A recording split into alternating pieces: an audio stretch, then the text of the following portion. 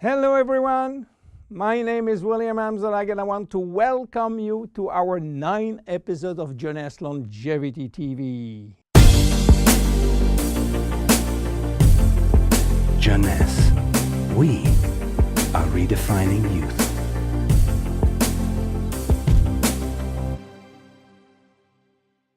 Obesity, or should I say globesity.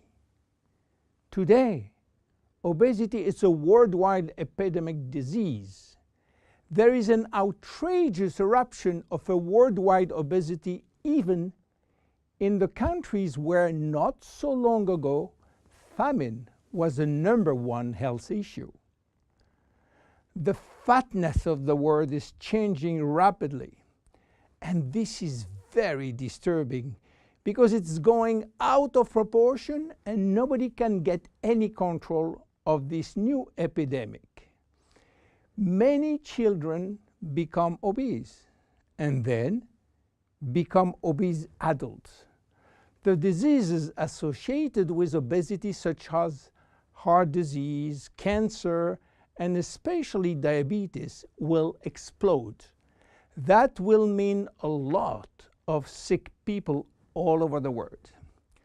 The cost in terms of death, diseases, and money spending is just astronomical. Think about today, there is in the world about 3 billion people overweight and 800 million real obese. The cost of obesity in the United States is about 150 billion per year, which is 10% of the total US medical cost. So what is the difference between overweight and obese? Overweight means that you gain only few kilos above standard, from 1 to 15 kilos for adults. Above this threshold, you're considered as obese. If you wish to get more detailed information, then you have to calculate your BMI, which means your body mass index, by using the following formula: your weight in kilo divided by your height in square meters.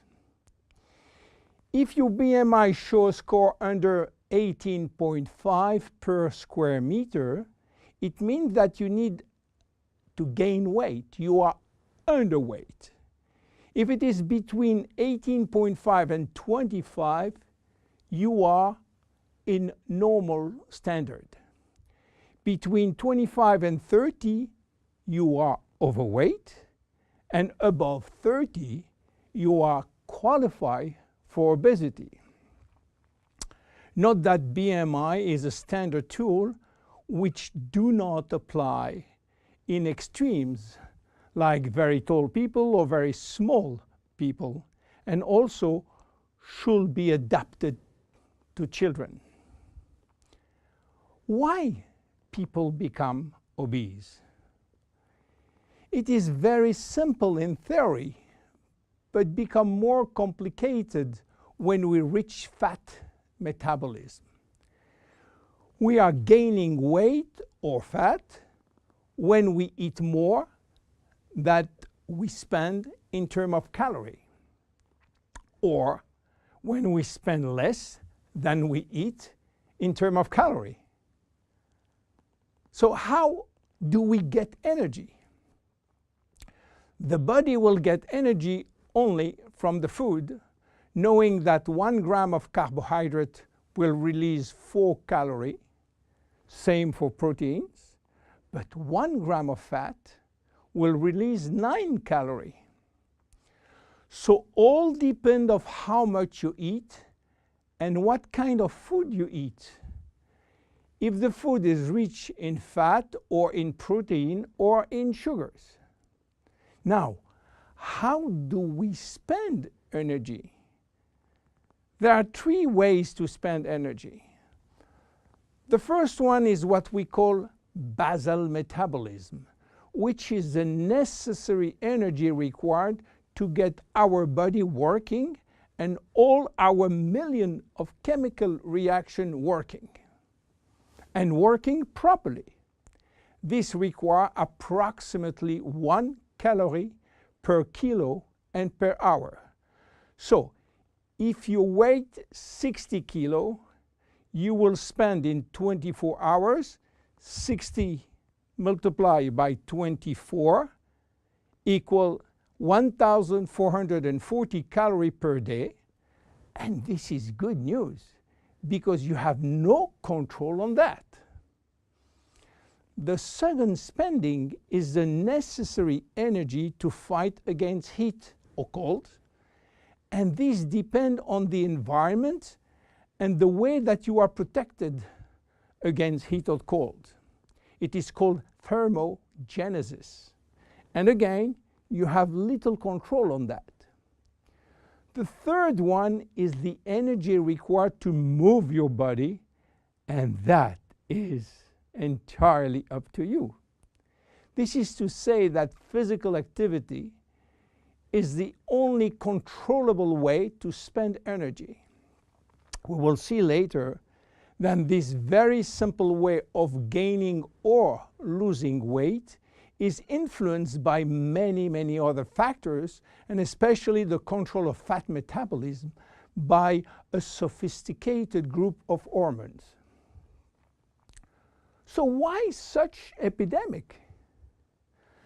To understand, we have to go back 20,000 years ago. As surprising that it can be, our genes have not changed for the last 20,000 years. At this time, life for humans was quite difficult. In fact, life was based on food availability, and food was really available only during spring and summer. The rest of the time, no food, almost famine. Our genes has to adapt and to work in accordance with this alternance of abundance and famine, and they create a kind of energy storage. The fat cell was born. This cell has the capacity to store all kinds of energy derived from fat, from carbohydrates, and even proteins.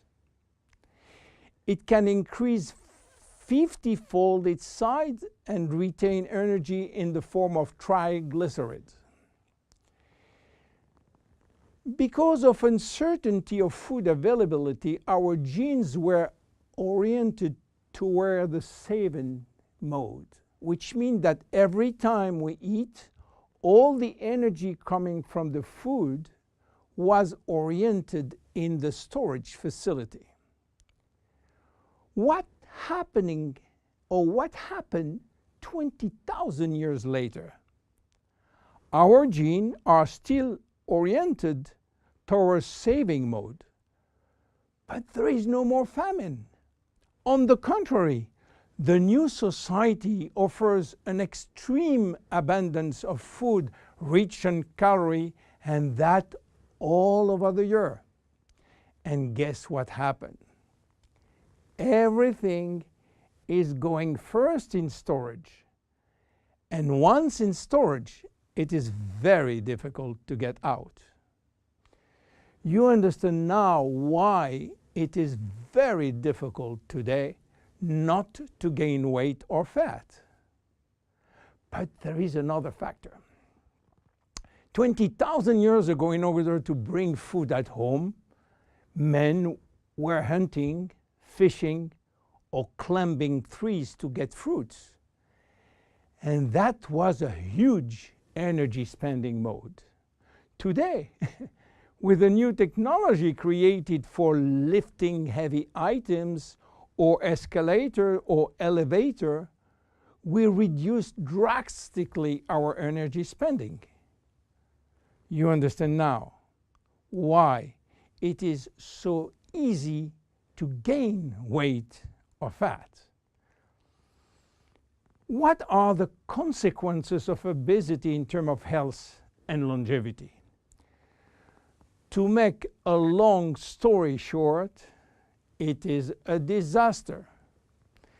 Being and staying obese will lead to a long list of chronic diseases, including cardiovascular disease, diabetes, cancer, metabolic syndrome, and consequently a drastic shortening of life. That will not account for the uncomfortable physical, emotional, and mental consequences of being heavy for ourselves and for our relationship. In terms of aging, obesity is shortening telomeres, increasing DNA damage, and reducing stem cell pool. So what to do for reducing obesity? Obviously, it is quite difficult considering the worldwide effort of the medical community with so small results.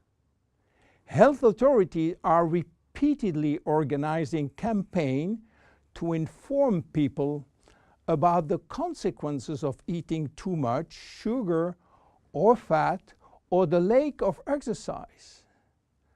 But the food industry until now do not help and still putting on the market food rich in bad sugar and bad fat. The first step is to be convinced that improving your lifestyle, which means improving your nutrition, your physical activity, managing your stress and your emotion, in order to stop impulsive eating, will be a very good action to preserve your life and your longevity. The second step will be to use specific food supplements to help managing your fat metabolism and rebuild the muscles that you lose when lacking exercise. This is why Jeunesse decided to create a new line of product specially designed to counteract craving, to help fat metabolism, and to reduce muscle loss.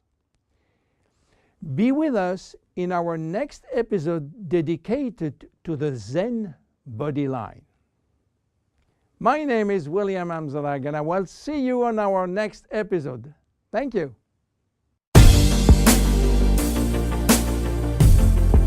Jeunesse.